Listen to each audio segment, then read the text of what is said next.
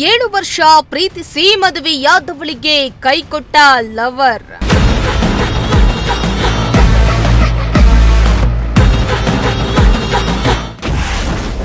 ಹೆಂಡತಿ ಗರ್ಭಿಣಿಯಾಗ್ತಿದ್ದಂತೆ ನನಗೆ ಇವಳು ಬೇಡ ಅಂದ್ಬಿಟ್ಟ. ತನ್ನ ಗಂಡನಿಗಾಗಿ ಗರ್ಭಿಣಿಯಿಂದ ಏಕಾಂಗಿ ಹೋರಾಟ.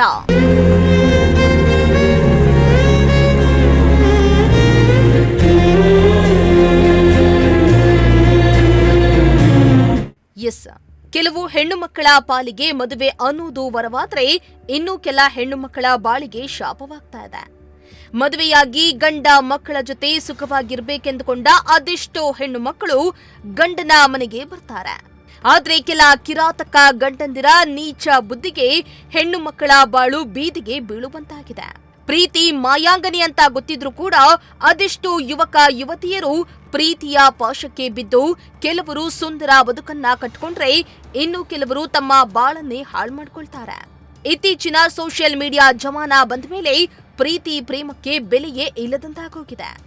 ಪ್ರೀತಿಯಲ್ಲಿ ಬಿದ್ದ ಹೆಣ್ಣು ಮಕ್ಕಳು ತನ್ನವರನ್ನೆಲ್ಲ ಬಿಟ್ಟು ಮದುವೆಯಾಗಿ ಗಂಡನ ಮನೆಗೆ ಬಂದ್ರೆ, ಆದ್ರೆ ಮದುವೆಯಾಗಿ ಕೆಲ ವರ್ಷಗಳ ಬಳಿಕ ನನಗೆ ಇವಳು ಬೇಡ ಅಂತ ಅರ್ಧಕ್ಕೆ ಕೈ ಕೊಡುವಂತಹ ಘಟನೆಗಳು ಅಲ್ಲಲ್ಲಿ ಬೆಳಕಿಗೆ ಬರ್ತಾನೆ ಇವೆ.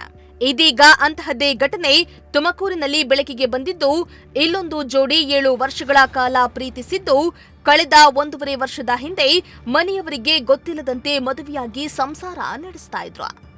ಕೆಲ ತಿಂಗಳ ಹಿಂದೆ ಯುವತಿ ಗರ್ಭಿಣಿ ಕೂಡ ಆಗಿದ್ದು, ಇದೀಗ ಪಾಪಿ ಗಂಡ ಗರ್ಭಿಣಿಯನ್ನ ಬಿಟ್ಟು ಹೋಗಿದ್ದಾನೆ. ಇದರಿಂದ ಗರ್ಭಿಣಿ ಯುವತಿ ಕಂಗಾಲಾಗಿದ್ದು ಗಂಡನಿಗಾಗಿ ಏಕಾಂಗಿಯಾಗಿ ಹೋರಾಟ ಮಾಡ್ತಿದ್ದಾಳೆ.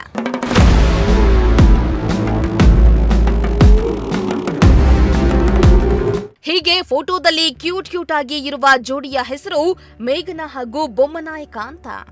ಮೂಲತಃ ತುಮಕೂರು ಜಿಲ್ಲೆ ಪಾವಗಡ ತಾಲೂಕಿನವರು. ಮೇಘನಾ ಪಾವಗಡದಲ್ಲಿ ವ್ಯಾಸಂಗ ಮಾಡ್ತಾ ಇದ್ದ ವೇಳೆ ಪಾವಗಡ ತಾಲೂಕಿನ ಹೊಸದುರ್ಗ ಗ್ರಾಮದ ಬೊಮ್ಮನಾಯಕನ ಪರಿಚಯ ಆಗಿತ್ತು. ಇಬ್ಬರ ಪರಿಚಯದ ಬಳಿಕ ಮೇಘನಾ ಹೆಚ್ಚಿನ ವಿದ್ಯಾಭ್ಯಾಸಕ್ಕೆ ತುಮಕೂರಿಗೆ ಬಂದಿದ್ದು, ಆಗಿನಿಂದ ಇವರಿಬ್ಬರು ಪರಿಚಯ ಪ್ರೀತಿಯಾಗಿ ಬದಲಾಗಿತ್ತು. ಪ್ರೀತಿ ಅತಿರೇಕಕ್ಕೆ ತಿರುಗಿ ಇಬ್ಬರ ಮಧ್ಯೆ ದೈಹಿಕ ಸಂಪರ್ಕವೂ ಬೆಳೆದಿತ್ತು. ಹೀಗೆ 7 ವರ್ಷ ಪ್ರೀತಿ ಮಾಡಿದ್ದು, ಕಳೆದ 1.5 ವರ್ಷದ ಹಿಂದೆಯಷ್ಟೇ ಪಾವಗಡ ತಾಲೂಕಿನ ಪಳವಳ್ಳಿ ತಾಲೂಕಿನ ಆಂಜನೇಯ ಸ್ವಾಮಿ ದೇಗುಲದಲ್ಲಿ ಇವರಿಬ್ಬರ ವಿವಾಹ ಕೂಡ ನೆರವೇರಿತ್ತು. ಮದುವೆ ಬಳಿಕ ಮೇಘನಾ ವಿದ್ಯಾಭ್ಯಾಸ ಮುಂದುವರಿಸೋ ಸಲುವಾಗಿ ತುಮಕೂರಿಗೆ ಬಂದಿದ್ಲು. ಕೆಲ ದಿನಗಳ ಬಳಿಕ ಪ್ರಿಯಕರ ಬೊಮ್ಮನಾಯಕ ನೆಲಮಂಗಲದಲ್ಲಿ ಬಾಡಿಗೆ ರೂಮ್ ಮಾಡಿಕೊಂಡಿದ್ದ. ಬಳಿಕ ಅಲ್ಲಿಗೆ ಮೇಘನಾಳನ್ನ ಕರೆಸಿಕೊಂಡಿದ್ದು ಇಬ್ಬರು ಅನ್ಯೋನ್ಯವಾಗಿ ಸಂಸಾರ ಮಾಡ್ತಾ ಇದ್ರು. ಆದ್ರೆ ಇವರ ಮದುವೆ ವಿಚಾರ ಅದೇಗೋ ಯುವಕ ಬೊಮ್ಮನಾಯಕನ ಕುಟುಂಬಸ್ಥರ ಕಿವಿಗೆ ಬಿದ್ದಿದೆ. ಕೂಡ್ಲೇ ಬೊಮ್ಮನಾಯಕನಿಗೆ ಕಾಲ್ ಮಾಡಿ ಮನೆಗೆ ಬಾ ಎಂದು ಹೇಳಿ ಕರೆಸಿಕೊಂಡಿದ್ದಾರೆ. ಬಳಿಕ ಪ್ರಿಯಕರ ಬೊಮ್ಮನಾಯಕನಿಗೆ ಆತನ ಮನೆಯವರು ಸದ್ದಿಲ್ಲದೆ ಮತ್ತೊಂದು ಮದುವೆ ಮಾಡಲು ಪ್ಲಾನ್ ಮಾಡಿದ್ರು. ಆದ್ರೆ ಅಷ್ಟೊತ್ತಿಗಾಗ್ಲೇ ಪ್ರೇಯಸಿಯ ಹೊಟ್ಟೆಯಲ್ಲಿ ಬೊಮ್ಮನಾಯಕನ ಮಗು ಬೆಳೀತಾ ಇತ್ತು. ಪ್ರೀತಿ ಮಾಯ ಹುಷಾರು, ಕಣ್ಣೀರ್ ಮಾರೋ ಬಜಾರು, ಪ್ರೀತಿ ಮಾಯ ಹುಷಾರು. ಇನ್ನು ಪ್ರಿಯಕರ ಬೊಮ್ಮನಾಯಕ ಮನೆಗೆ ಹೋದ ನಂತರ ಯುವತಿಗೆ ಕರೆ ಮಾಡಿ ತನಗೆ ಇನ್ನೊಂದು ಮದುವೆ ಮಾಡಲು ಮುಂದಾಗ್ತಾ ಇರೋದರ ಬಗ್ಗೆ ವಿಚಾರ ತಿಳಿಸಿದ್ದಾನೆ. ಈ ವಿಷಯ ಕೇಳಿ ಶಾಕಿಗೆ ಒಳಗಾದ ಯುವತಿ ಗಂಡನ ಮನೆ ಬಳಿ ಹೋಗಿ, ನಾನು ಗರ್ಭಿಣಿಯಾಗಿದ್ದೇನೆ, ಇದೀಗ ನೀವು ಇವರಿಗೆ 2ನೇ ಮದುವೆ ಮಾಡಿದ್ರೆ ನಾನೇನ್ ಮಾಡ್ಲಿ, ನನ್ನ ಜೀವನವನ್ನ ಹೇಗೆ ನಡೆಸಲಿ ಅಂತ ಪ್ರಶ್ನೆ ಮಾಡಿದ್ಲು. ಅದಕ್ಕೆ ಯುವಕನ ಮನೆಯವರು, ನಿನ್ನ ಜೊತೆ ನಮ್ಮ ಮಗನನ್ನ ಕಳಿಸ್ಬೇಕಂದ್ರೆ 20 ಲಕ್ಷ ವರದಕ್ಷಿಣೆ ತಗೊಂಡ್ ಬಾ ಎಂದು ತಾಕೀತು ಮಾಡಿದ್ರಂತೆ. ಇತ್ತ ಇಷ್ಟು ದಿನ ಜೊತೆಗಿದ್ದ ತನ್ನ ಪ್ರಿಯಕರ ಕೂಡ ಅಪ್ಪ ಅಮ್ಮನ ಮಾತನ್ನ ಕೇಳಿ ಇದೀಗ ಅವರ ಕಡೆಯೇ ಮಾತನಾಡಿದ್ದ. ಇದು ಗರ್ಭಿಣಿ ಯುವತಿಗೆ ಬರ ಸಿಡಿಲಿ ಬಡಿದಂತಾಗಿದೆ.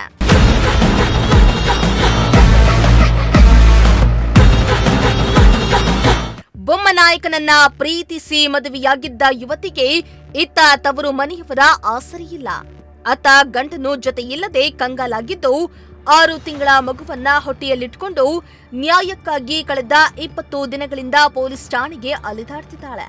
ಇತ್ತ 6 ತಿಂಗಳ ಗರ್ಭಿಣಿ ಯುವತಿ ಹುಡುಗನ ಮನೆಯವರ ಬಳಿ ನ್ಯಾಯ ಕೇಳಲು ಹೋದ್ರೆ, ನೀನು ಕೀಳು ಜಾತಿಯವಳು, ನಿನಗ್ ಬೇಕಾದ್ರೆ 10 ಅಲ್ಲ 20,000 ದುಡ್ಡು ಕೊಡ್ತೀವಿ, ನಿನ್ ಹೊಟ್ಟೆಯಲ್ಲಿರುವ ಆ ಗರ್ಭವನ್ನ ತೆಗೆಸ್ಕೊಂಡು ಏನಾದ್ರೂ ಮಾಡ್ಕೋ ಎಂದು ಕೀಳಾಗಿ ಮಾತನಾಡ್ತಾ ಇದ್ದು ಯುವತಿಗೆ ದಿಕ್ಕೆ ತೋಚದಂತಾಗಿದ್ದು ಕಣ್ಣೀರ್ ಹಾಕ್ತಿದ್ದಾಳೆ.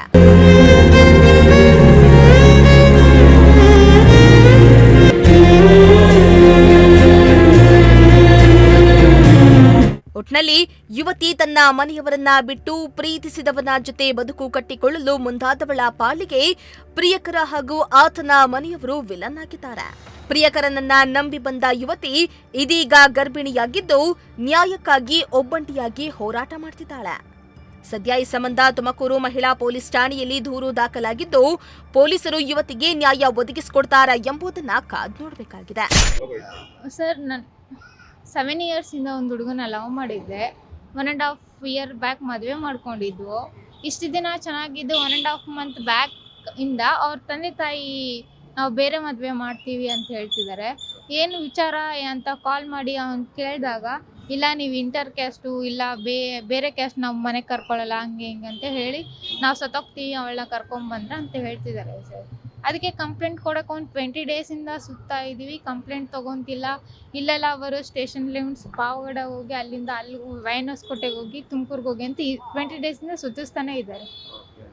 ನೀವು ಯಾವ ಊರವರು, ಹೇಗೆ ಪರಿಚಯ ಆಗಿದ್ದೀರಾ, ಏನು ಹೆಸರು? ಸರ್, ಅವನ ಹೆಸರು ಬೊಮ್ಮನಾಯಕ ಅಂತ, ವೈನ್ ಹೊಸಕೋಟೆ ಪಕ್ಕ ಹೊಸದುರ್ಗ ಸರ್. ಅವರು ಏನು ಕೆಲಸ ಮಾಡ್ತಾರೆ, ಹೇಗೆ ಪರಿಚಯ ಆಯ್ತು? ಸರ್, ಅವರು ಏನೋ ಕಂಪ್ನಿಯಲ್ಲಿ ವರ್ಕ್ ಮಾಡ್ತಾರೆ ಸರ್. ಏನು ಕೆಲಸ ಮಾಡ್ತಾರೆ ಕಂಪ್ನಿಯಲ್ಲಿ? ಏನೋ ಕಂಪ್ನಿಯಲ್ಲಿ ಗೊತ್ತಿಲ್ಲ ಸರ್, ಏನೋ ಕಂಪ್ನಿಯಲ್ಲಿ ಸಮ್ ಅಸಿಸ್ಟೆಂಟ್ ವರ್ಕ್ ಮಾಡ್ತಿರು. ಹೇಗೆ ಪರಿಚಯ ಆಯ್ತು ಸರ್? ಅವ್ರ ಪರಿಚಯ ಆಗಿದ್ದು ಒಂದು ಸೈಬರ್ ಸೆಂಟ್ರಲ್ಲಿ ಸರ್. ನಂಗೆ ಕಾಲೇಜಿಗೆ ಬರಬೇಕಾದ್ರೆ. ನೀವು ಅವಾಗ ಓದ್ತಾ ಇದ್ರಾ? ಹಾಂ ಸರ್, ಓದ್ತಾ ಇದ್ದೆ ಸರ್. ನಂಗೆ ಅವ್ನು 9th ಇಂದ ಪರಿಚಯ. 9th ಇಂದ ಹೇಗೆ ಪರಿಚಯ ಸರ್? ಸೈಬರ್ ಸೆಂಟ್ರಲ್ಲಿ ನನಗೇನೋ ಪಾನ್ ಕಾರ್ಡ್ ಬೇಕಿತ್ತು, ಅಡ್ಮಿಷನ್ ಆಗಕ್ಕಂತ ಹೋಗಿ ಅಲ್ಲಿ ಪರಿಚಯ ಆಗಿದೆ ಸರ್. ಅವಾಗಿಂದ ನಿಮ್ಮದು ಫ್ರೆಂಡ್ಶಿಪ್ ಸ್ಟಾರ್ಟ್ ಆಗಿದೆ ಸರ್. ನೀವು ಏನು ಓದಬೇಕಾದ್ರೆ ಅವ್ರ ಜೊತೆ ನಿಮ್ಮದು ರಿಲೇಶನ್ಶಿಪ್ ಸ್ಟಾರ್ಟ್ ಆಗಿತ್ತು? ಸರ್, ಆಗ್ಲಿಂದ ನಾನು ಪರಿಚಯ ಆಗಿದ್ದು 3 ಮಂತ್ಸಿಂದ. ಅವರು ಜಾಸ್ತಿ ಹಿಂದೆ ಬೀಳೋದು ಆ ಥರ ಎಲ್ಲ ಸ್ಟಾರ್ಟ್ ಆದಾಗಿಂದ ನಾನು ನಮ್ಮ ಮನೇಲಿ ಒಂದು 2-3 ಸತಿ ಹೇಳಿದೆ, ಅವ್ರಿಗೆಲ್ಲ ವಾರ್ನ್ ಮಾಡಿದ್ರು, ಆದರೂ ಅವ್ರು ಬಿಟ್ಟಿಲ್ಲ. ಹಂಗಾಗಿ ಸ್ವಲ್ಪ ರಿಲೇಶನ್ಶಿಪ್ ಸ್ಟ್ರಾಂಗ್ ಆಯ್ತು ಸರ್ ಆಗಿಂದ. ಅಂದ್ರೆ 9ನೇ ಕ್ಲಾಸಿಂದನೇ ನಿಮ್ಮದು ಲವ್ ಸ್ಟೋರಿ? ಹಾಂ ಸರ್, ಆಗಿಂದ ಗೊತ್ತವರು. ಈ ಪ್ರೀತಿ ಎಲ್ಲ ಸ್ಟಾರ್ಟ್ ಆಗಿದ್ದು ಯಾವಾಗ? ಸ್ಟಾರ್ಟ್ ಆಗಿದ್ದು 2nd PUC ಸರ್. PUCಯಲ್ಲಿ ಆದ್ಮೇಲೆ ಎಲ್ಲ ಪೇರೆಂಟ್ಸ್ ಎಲ್ಲ ಬೇಡ ಅಂದ್ರು? ಇಲ್ಲ ಸರ್, ಪೇರೆಂಟ್ಸ್ ಎಲ್ಲ ಬೇಡ ಅಂದ್ರು. ಅವ್ರಿಗೂ ಸುಮಾರು ಸತಿ ಹೇಳಿರ್ತಾರೆ, ಬೇಡ ನನ್ನ ಮಗಳನ್ನ ಬಿಟ್ಬಿಡು, ಇಂಟರ್ ಕ್ಯಾಸ್ಟ್ ಹಂಗೆ ಹಿಂಗೆ. ಅವ್ರ ತಾಯಿ ಅವ್ರ ತಂದೆ ತಾಯಿ ಹಿಂಗೆ ಹೇಳ್ತಿದ್ದಾರೆ, ನಿಮ್ಮ ಮನೆಯವ್ರು ಹಿಂಗೆಲ್ಲ ಮಾತಾಡ್ತಿದಾರಂತೆ, ನನ್ನ ಮಗಳನ್ನ ಬೇಡ ಅಂತ ಹೇಳಿದ್ರು. ಇಲ್ಲ ಅಂತ ಅವ್ರು ಹೇಳಿ ಅವ್ರ ಹತ್ರ ಇಲ್ಲ ಅಕ್ಕ ನಾನು ಇಲ್ಲ ಮಾಡ್ಕೊತೀನಿ ಅಂತ ಹೇಳ್ಬಿಟ್ಟು ಎಲ್ಲ ಮದುವೆ ಮಾಡ್ಕೊಂಡು ಈಗ ನಮ್ಮ ತಂದೆ ತಾಯಿ ಹಂಗೆ ಹೇಳ್ತಿದ್ದಾರೆ, ನಾನು ನಿನ್ನ ಎಲ್ಲ ಬಿಟ್ಬಿಟ್ಟು ಹೋಗಿ ಮದುವೆ ಆಗಿದ್ದ? ಎಲ್ಲ ವಾಪಸ್ ಮದುವೆ ಆಗಿದ್ರ? ಇಲ್ಲ ಸರ್, ಯಾರನ್ನೂ ಒಪ್ಸಿಲ್ಲ, ನಾವೇ ಮದುವೆ ಆಗಿದ್ದು. ಮದುವೆ ಆಗಿದ ನಂತರ ಅವ್ರ ಮನೇಲಿ ಗೊತ್ತಾಯ್ತು ಫಸ್ಟ್. ಎಲ್ಲಿ ಮದುವೆ ಆಗಿದ್ದು ಸರ್? ಪಳವಳ್ಳಿ ಆಂಜನೇಯ ಸ್ವಾಮಿ ದೇವಸ್ಥಾನ. ಹಾಂ ಸರ್, ಪಾವಗಡ. 1 ವರ್ಷದಿಂದ ಮದುವೆ ಆಗಿದೆ? ಹಾಂ ಸರ್. ಮದುವೆ ಆದ್ಮೇಲೆ ಏನೇನಾಯ್ತು? ಸರ್, ಮದುವೆ ಆದ್ಮೇಲೆ ಚೆನ್ನಾಗಿದ್ವಿ. 1.5 ಬ್ಯಾಕ್ ಇಂದನೇ ಜಗಳ ಬಂದಿದೆ ಸರ್. ಅವ್ರ ಮನೇಲಿ ಇನ್ನೊಂದು ಮದುವೆ ಮಾಡ್ತಿದಾರೆ ಅಂತ ನಾನು ಪ್ರಶ್ನೆ ಮಾಡಿದ್ಕೇನೆ ಜಗಳ ಸ್ಟಾರ್ಟ್ ಆಯ್ತು. ಅಂದ್ರೆ ನೀವು ಮದುವೆ ಆದ್ಮೇಲೆ ಅವ್ರ ಮನೆಗೆ ಹೋಗಿ ಬರೋದೆಲ್ಲ ಮಾಡೋರು? ಹಾಂ ಸರ್. ಅವರೆಲ್ಲ ಚೆನ್ನಾಗಿದ್ರು? ಆಗೆಲ್ಲ ಚೆನ್ನಾಗಿದ್ರು ಸರ್. ಅವ್ರ ತಂದೆ ತಾಯಿ ಸಮೇತ ಮಾತಾಡೋರು, ಚೆನ್ನಾಗಿ ಮಾತಾಡೋರು ಎಲ್ಲ ಇತ್ತು. ನೀವು ಹೋಗ್ತಿರ್ಲಿಲ್ಲ? ಇಲ್ಲ ಸರ್, ನಾನು ಹೋಗ್ತಿದ್ದೆ. ಆಗೆಲ್ಲ ಚೆನ್ನಾಗಿತ್ತು ಅವ್ರಿಗೆ. ಅವಾಗೆಲ್ಲ ನಮ್ಮ ಕ್ಯಾಸ್ಟ್ ಎಲ್ಲ ಗೊತ್ತಿತ್ತು, ಅದೆಲ್ಲ ಚೆನ್ನಾಗಿತ್ತು. ಅಂದ್ರೆ ಮದುವೆ ಆದ್ಮೇಲೆ ಒಪ್ಕೊಂಡ್ರ ಅವ್ರ ಫ್ಯಾಮಿಲಿ? ಸರ್, ಗೊತ್ತಿತ್ತು. ಅವರು ಒಪ್ಕೊಂಡಿಲ್ಲ ಸ್ವಲ್ಪ ದಿನ, ಆಮೇಲೆ ಅಡ್ಜಸ್ಟ್ ಆದ್ರು. ಈಗ ಇನ್ನೊಂದು ಮದುವೆ ಮಾಡ್ಬೇಕು ಹಂಗೆ ಹಿಂಗೆ ಅಂತ ಹೇಳ್ತಿದ್ದಾರೆ. ನೀವು ಹುಡುಗ ಮನೆಗೆ ಹೋಗ್ತಿದ್ರಾ? ಹಾಂ ಸರ್, ಹೋಗ್ತಿದ್ದೆ. ಆಗ ಹೋಗ್ತಿದ್ದೆ, ಕರ್ಕೊಂಡು ಹೋಗ್ತಿದ್ರು ಅವ್ರು. ಗೊತ್ತಾಯ್ತು ಸರ್, ಗೊತ್ತಾದ್ಮೇಲೆನೆ. ಓಕೆ. ಆಮೇಲೆ ನಿಮ್ಮನ್ನು ಅವರು ಒಪ್ಕೊಂಡಿದ್ರು? ಹಾಂ ಸರ್, ಒಪ್ಕೊಂಡಿದ್ರು.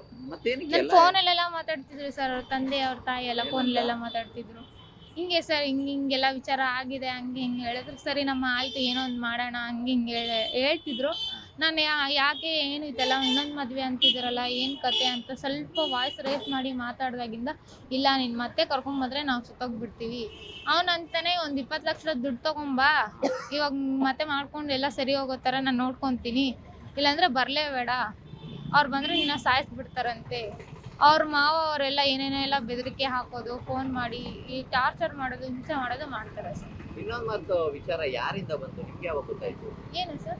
ಇನ್ನೊಂದು ಮದುವೆ ವಿಚಾರ ಸರ್, ಅವನೇ ಹೇಳ್ದ, ನಮ್ಮಮ್ಮ ಅವ್ರು ಇನ್ನೊಂದು ಮದುವೆ ಈ ಥರ ಮಾಡ್ತಿದ್ದಾರೆ ನೋಡಿ, ಅದೇನು ಮಾತಾಡು ಅಂತ ಹೇಳಿದ್ಮೇಲೆ ಅವ್ರ ಅಮ್ಮ. ನಿಮ್ಗೂ ನಿಮ್ಮ ಹುಡುಗಂಗೂ ಏನು ಅಡ್ಜಸ್ಟ್ಮೆಂಟ್ ಏನು ಚೆನ್ನಾಗಿದೆ? ಇಲ್ಲ ಸರ್, ಚೆನ್ನಾಗಿತ್ತು. ಅವ್ರ ಅಮ್ಮ ಏನೋ ಲೋನ್ಗೆ ಅಪ್ಲೈ ಮಾಡಿದ್ದೀನಿ, ಸೈನ್ ಮಾಡಬೇಕು ಅಂತ ಬಾ ಅಂತ ಕರ್ಸ್ಕೊಂಡು ಈ ಮದುವೆ ವಿಚಾರ ಎಲ್ಲ ಸೆಟ್ ಮಾಡಿರೋದು.